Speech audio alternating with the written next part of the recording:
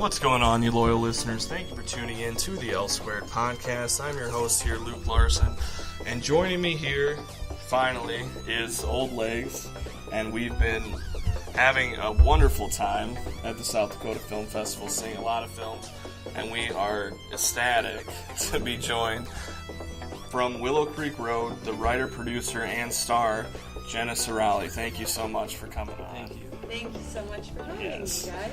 Willow Creek Road, I think I can speak for both of us, is one of our favorites so really far. Enjoyed it yesterday. Really good. Yeah. It's one of the first films that I got to see. I missed out on the first couple of days. Oh, wow. Yeah. That's great. I was pretty excited to get in there. So, yeah, why don't you just kind of tell us a little bit about the film? The film came to me about 3 years ago, and I was in New York City, and I conceived it with a dear friend of mine, Natalie Engelbert, and we had both babysat in New York City for a long time. So we had this idea of this woman who kind of creeped into this house and assumed a role of a mother, but it didn't feel quite right to set it in New York City. And I guess I'm someone who always goes by my gut feel, and I kind of calibrate ideas and see how they land within. It's a pretty internal process, and I've always done that, and I think that makes me stubborn, but it also makes me really trust my gut instinct. Yeah. And so I think selfishly I wanted to get back to Montana. I've been in New York for about 12 years, and I wanted to immerse myself on set in a character that could be surrounded by those mountains, those great stretches of rural dirt road that you were talking about earlier, and the plains, which you guys are known for in South Dakota, of course. So it was a homecoming, but I had no idea what kind of support or how it would be received or how we would get it going. And it's much to my surprise. I think you should always go where the energy is, and that's kind of a good litmus test and clue to how we navigate in this life. And we got a Big Sky grant from the Montana Film Office. We were so supported by the home front of Montana, all the resources there. I'm sure you relate to that here. People show, as evidenced by this film festival, you can't have this great amount of hospitality without a strong community and strong relationships that are working together. So actors were referred to us by word of mouth. A house was donated to us for our whole crew coming from New York, and a couple from LA by a woman named Lori Olson. She housed, at least 12 people. I can't even remember, and that was free. And we thought, what could we give this woman except $1,000, for really what she did for us? But these are just a couple of things. There are countless examples of that Montana generosity and resourcefulness that came through. And then I had an Indiegogo campaign. I had wanted to raise $9,000, I think. No, I'm sorry. What was my goal? I think my goal was $10,000, and we ended up raising almost 12, which was amazing. So there was just this palpable, energetic support outside of myself for this film to be born. And I tend to kind of downplay myself, I think, but I think it did come from a really strong need for this story to be born. And it just, I don't know how to describe it to you guys. It just kind of bubbled up from a deep well within me. It was something that I had to say, and it really culminates, to answer your question, in every single thing I've done in my life to lead to this point, and a desire for visibility in a way where I had experimented with that in New York City and felt that I hadn't landed yet. People hadn't seen my calling card yet, and I knew I was capable of doing more, and that kind of drove me to create this film. Absolutely. Yeah, and I think that's the big thing that we talked about that comes across right away, is that it feels like it is from within you. And I was able to feel the authenticity, and I don't know that you quite get there without having that experience of being from Montana and going home. One of the first shots of the movie, for instance, the fence. Yeah.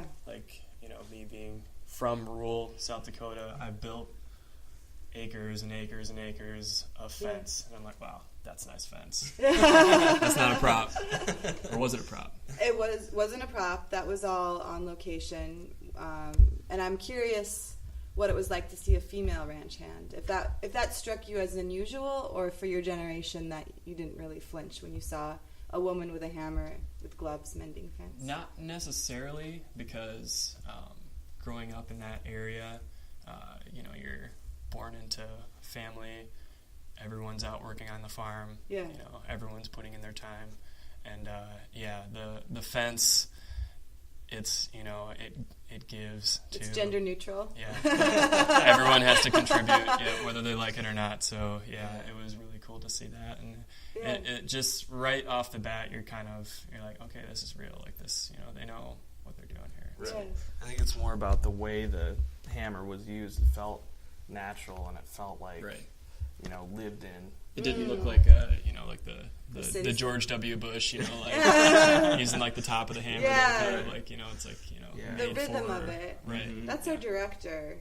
Yeah, she's a city girl. She's from New York City, and she just gets it. She's very instinctual, and she just understood that world in a way that I cannot really comprehend. She was well cast in the role of director for sure. Like a really good pairing.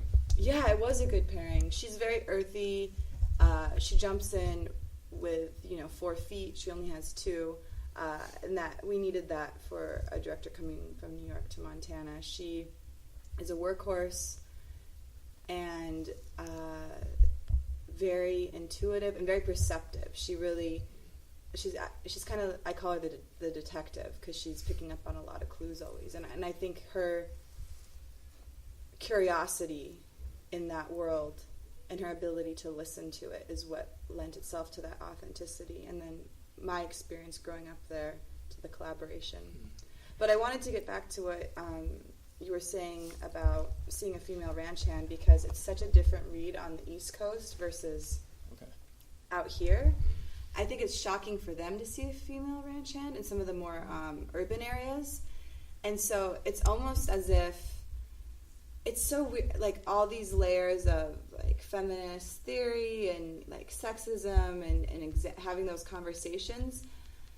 And there's like a certain sexism that I experience in Montana that I don't in New York. But there's this work ethic and this kind of acceptance of women just taking part in outdoorsy things here that I think is shocking to people back on the East Coast. So it was really good to hear you say that, because it helps me understand the psyche of the viewers out here a little more. Yeah, and that might be more. It's a way of. Well, I don't want way of life sounds a little bit cliche, but it is more so than visiting a ranch, from a city, or someone's idea of a ranch. Yeah. Coming from the city, perhaps. Exactly. Here it's lived in. Sure. Like it's practical. You need all hands on deck. Yeah. Yes. Everyone do their job. Yeah. Next man up. I don't think people know that in other areas of the country. I think they do assume it's kind of a male-dominated world. I suppose that's all that is portrayed from here.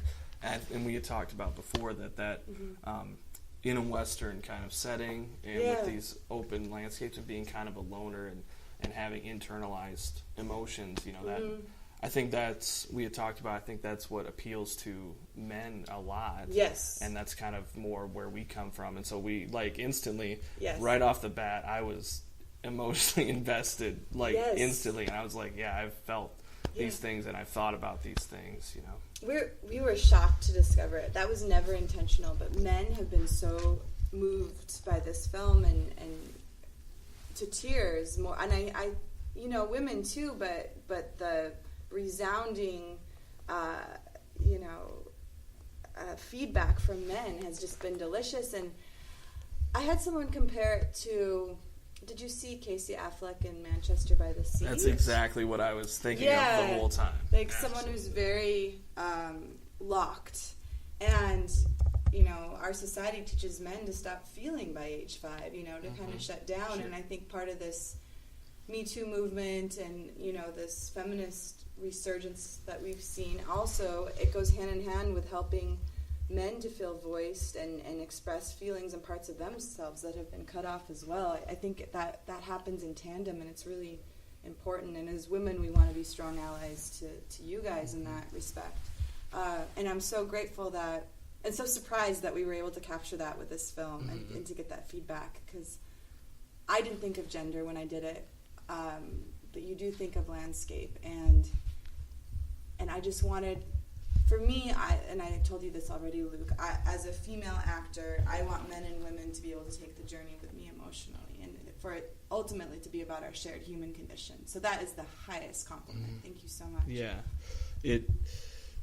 It's honestly, like we keep saying, it's one of our favorites here, and like one of the things I wanted to talk about was the gorgeous cinematography. Yeah. You know, I think my favorite cinematography that I've seen. I mean, it was just unbelievable how we had talked about before, capturing that landscape and that setting and that plays such a big part in this role, and you can kind of feel like with that openness and just never-ending, you know, beauty, and there's so much space that you kind of, you feel, you get a little bit isolated, and you kind of are alone with your thoughts, and that played such a big role. And Sheldon Chow just did a phenomenal job. Yeah, he is such a gem. I got so lucky with him, and we didn't have a director for a while, and he was on board, and not only did he do this amazing job on the film, but he helped the film to get made, in that he was so supportive and so consistent and didn't jump ship when other people jumped ship. We had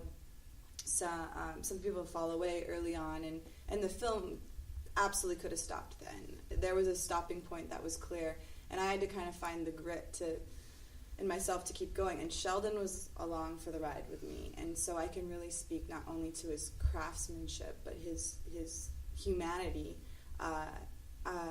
So he introduced me to 3 or 4 different directors at NYU and that he had worked with. So he also had a shorthand with the director Francesca, and I think their common language prior to coming on set helped expedite those images that you see.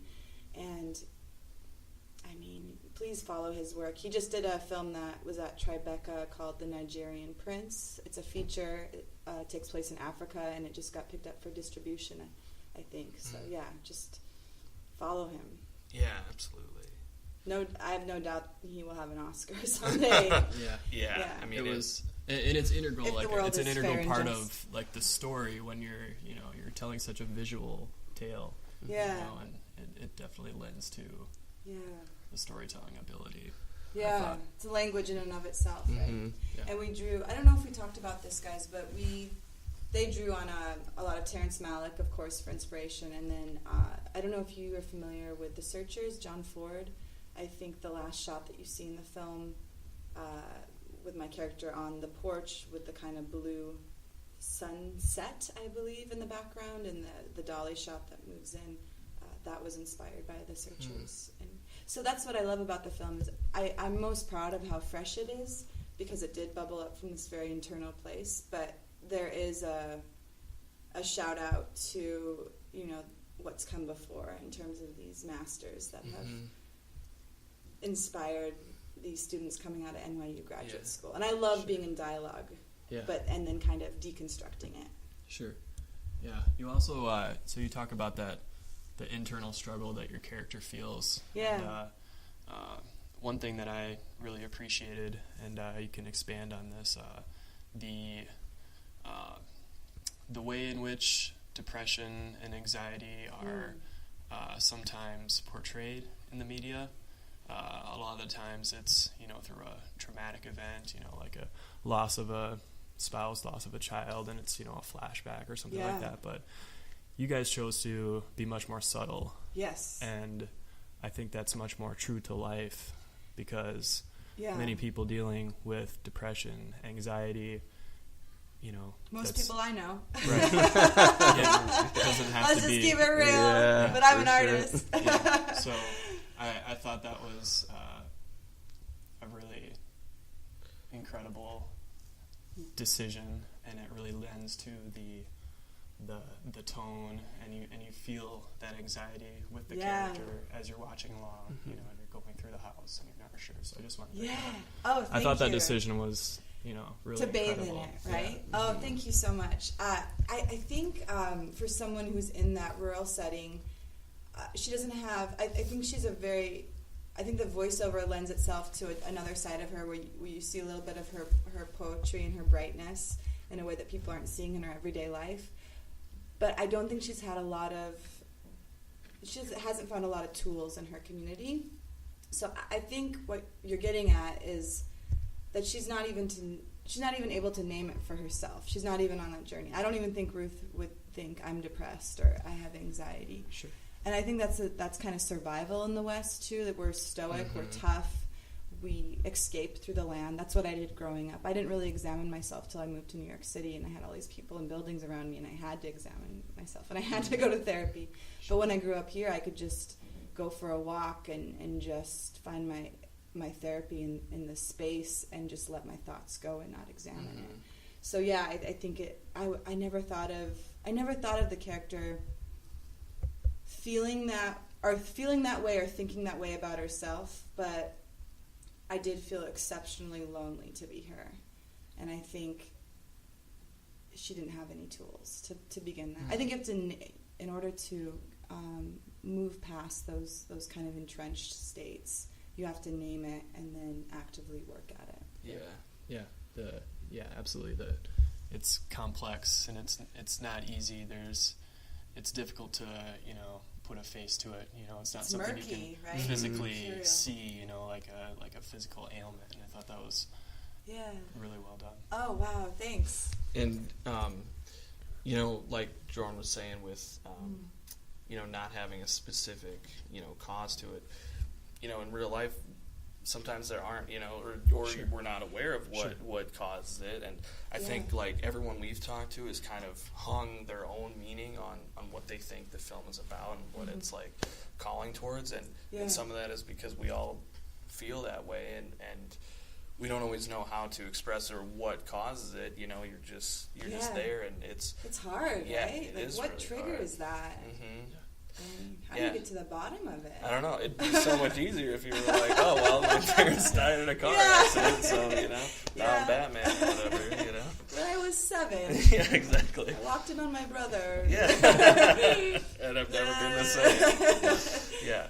But which is some of it, but not all of it. It is, It's more but that's one of the things we found so interesting is that pretty much every person we've talked to has kind of took something different away from it. Oh, from Willow Creek Road? Yeah, Oh, and you just guys kind have of talked to like, others? because we talked about films, we said, we love this one, everybody that we've talked to loves it too. Oh, and they all kind of think they take something different away from it. They said, well, I kind of, pictured it as this, they kind of hung their own meaning. Have you run into that so much? There's a lot of mystery to the film.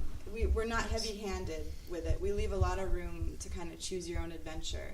And for me, I'm most interested in that kind of storytelling that doesn't spoon-feed it to you or tell you how to feel in a given moment. I get mad when music comes on and it takes me out of it, and I think, oh, I'm supposed to feel this way in this moment.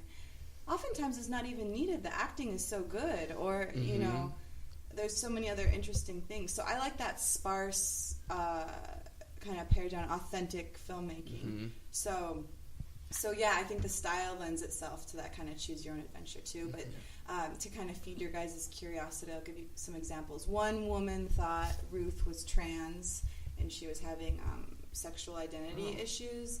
That there's been a lot of women picking up on the wanting of children, a lot of men picking up on the wanting of children and the hole in her because of that.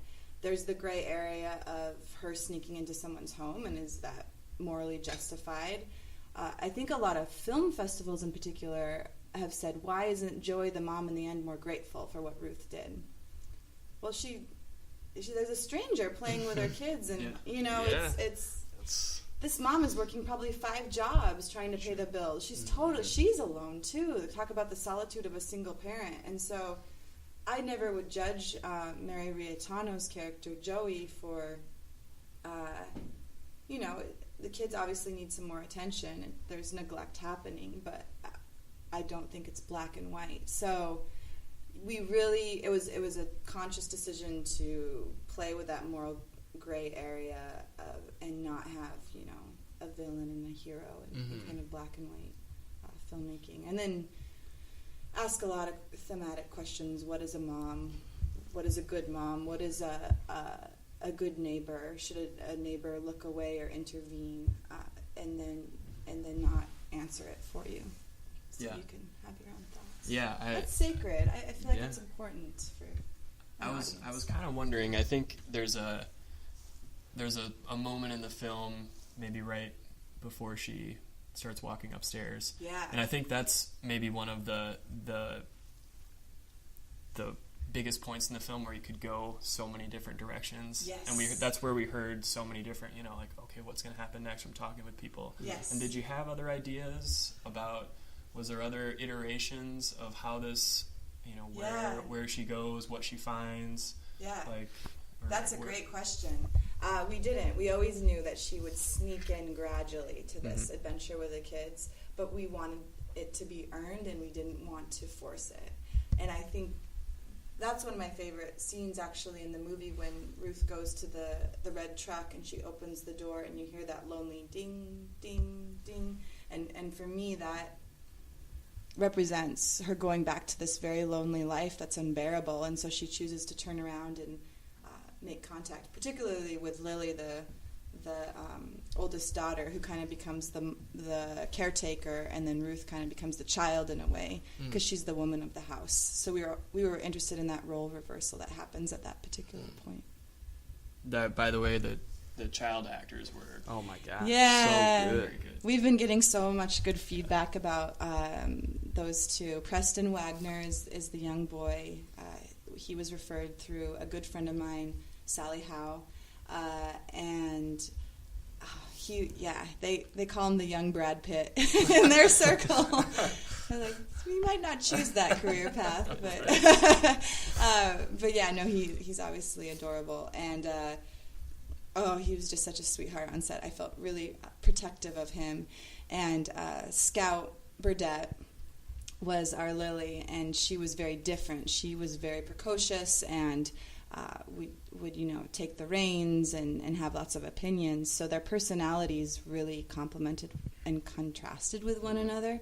And Scout came to us through Mary Riatano, our actress who played Joey, the mom. Okay. She knew Scout's mom, Heather. And again, Heather, we just lucked out with the best parents ever for these kids, because we hit some speed bumps. One of them being that house where it was filmed. You could see all the distress in that house, because it was a meth house. There was, decrepit feces and dead rats or mice. I'm not sure. I wasn't responsible for that. Our poor producer, Will Chilton, a shout out to Will, because I just will never forget him coming out of the house with a face mask on, just totally grossed out. Yep, we found it. And we had to stop production and send our production designer and his assistant to the hospital in Bozeman to get checked out to see if they were sick from these diseases. Or I'm sorry, from what's the mold exposure? Mold or the hantavirus. Is that with the rats? I think that's what they were concerned about in particular. And these parents were cool as cucumbers, and they just, once the don't actually care our crew was, yeah, it was a way out. Yeah, no, they had that Montana hardiness, and just they weren't really fazed by anything. I have that too, and people in New York don't have that at all. Yeah, they were great. Scout, you said the actress. Scout, yeah. I have an older sister. Yeah. The whole time I was like, just saw my older sister. So confident, yeah, right? Absolutely. Preternaturally confident. Yep. And they did a great job, because we talk about that sometimes too with child actors. They can kind of go either way. Mm-hmm. They can either be really great, or they can kind of take you out of it. And, it was about the perfect amount of screen time, having especially the younger boy, just kind of fleeting in and out, zip in and out. The way, the way you would, just be, Shout out here to our editor Amy Adair. She really edited those kids so well. She really understood their different rhythms and their different beats, and she found their strongest moments for sure. Yeah, she did a phenomenal job. She cared a lot about these characters. I was nervous to hand over my baby to an editor, but I remember Amy talking about her compassion and how she edits with compassion and empathy. And as soon as she said the E word, the empathy word, I was willing to kind of to pass it over, and she did such a beautiful job. Were you involved in the editing in this at all? I was over email. I had lots of opinions. Yeah. They put up with me. I had a high standard of excellence, and Francesca, our director, and Amy were very, obliging with me. I don't think I was like a soccer mom or a momster or anything. Yeah. The feedback I got is that I let go when I needed to let go. It's okay. It's okay to do that. I've never had a feeling of a project being more of a baby, and this moment that we're in now is because of it. Because I knew in my bones that this was my calling card, and I wasn't going to let anything slide. Right. Well, they did a great job. Yeah. Is the final product kind of what you hoped it would be when you started the project? Did it kind of turn out? It changed. It changed a lot. It was heartbreaking because we lost a dual narrative because we had a professor, we workshopped the film in a class at Columbia University, and a great professor named Eric Mendelson, and we were trying to do Joey and Ruth for equal screen time and kind of parallel these women's lives. And he said, if you don't honor Ruth's story, it's an act of sabotage to your own project. And I learned so much about how the story's born, and you gotta get out of your own way. And so my writing partner Natalie at the time knew that was the case, and that she wanted to create her own film. And so she learned a lot from that moment as well. So then it became very much Ruth's story. And I never wanted this selfishly as an actor. That's where I live. I did want this to be a calling card for me as an actor, but I wanted a good film more than anything, more than that. And it just aligned that it became more and more of Ruth's story, and it just happened that her voiceover became a part of that in the editing process to kind of bring it all together in this very quiet world and add an extra layer of depth. And I believe that was Amy's, our editor's idea, and then Francesca wrote that voiceover, and she's a brilliant writer. She has such a sense of authentic poetry that's particular to character. Sure. Yeah, we talked about that a little bit last night, but that was some of the stuff that really stuck with me. It was haunting, and just like when she said, nobody likes a nice person. Yeah. That's the first time someone's brought that up, and I'm so glad you did, because that was really important to Francesca as a female writer. Yeah, it really hit home with me, and it worked because, like we talked about, having all that space to let your emotions kind of sit. Yeah. The voiceover really acted as the thoughts that you have, and it fit perfectly in there and set the tone. You get the sense that this woman's kind of ignored, or being ignored, right, in her niceness, that she's not really taking up space with others in the authenticity of who she is, because I don't even think she knows that yet. She's a neophyte in so many ways. I don't know what would unlock Ruth. What would unlock Casey Affleck's character in Manchester by the Sea? I don't know. They're hard. They're tough nuts. Oh man. And you wanted him to be unlocked so bad. At the end. Like you were like, that's your chance. Yeah. But you just couldn't do it. Yeah, the ball goes down the hill. That he wasn't. Is that right? He was throwing a ball. Yeah, they were like bouncing it back. And then doesn't it roll down the hill? Oh man, that metaphor. You don't need any words at that point. Could you see yourself continuing Ruth's story? People have been asking, yes, with money.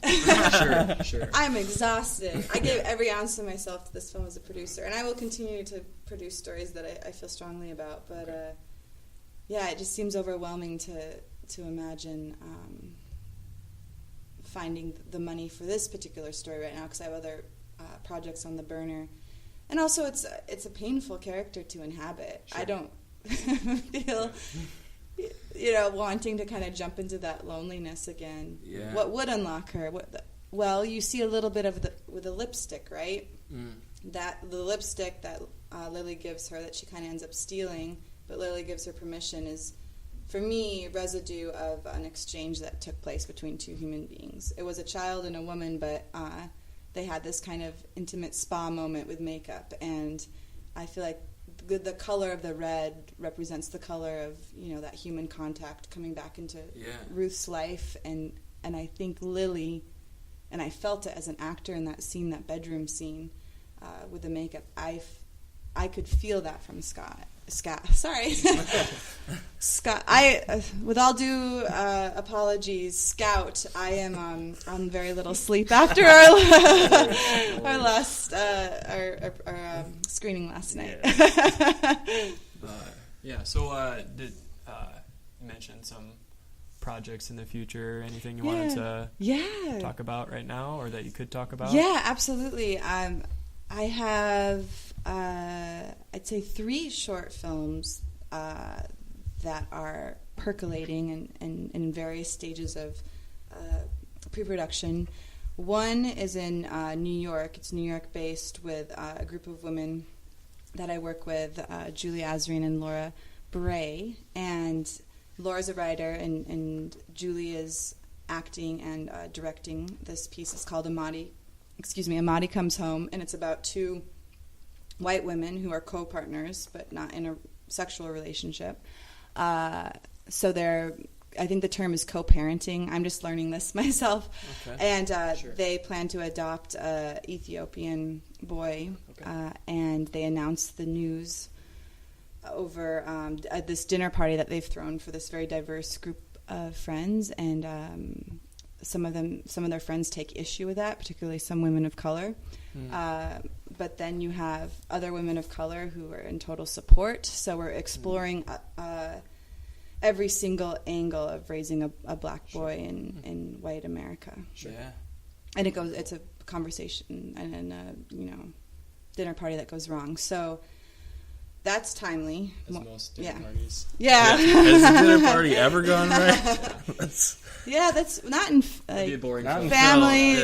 Families usually something comes up. And it was just a great time. Yeah. We all loved it. We said, why don't we do this more? So that's one, and then I wrote another short film called Tessa Returning that's in the works with my dear friend Sky Grace Bennett, who's directing, and then Logan Triplett. We have a great cinematographer. Both of them are from Montana originally, attached, and that takes place on a ranch in Montana after a particularly bad summer of forest fires, and it's a daughter coming home who's an artist to face her dad's wrath.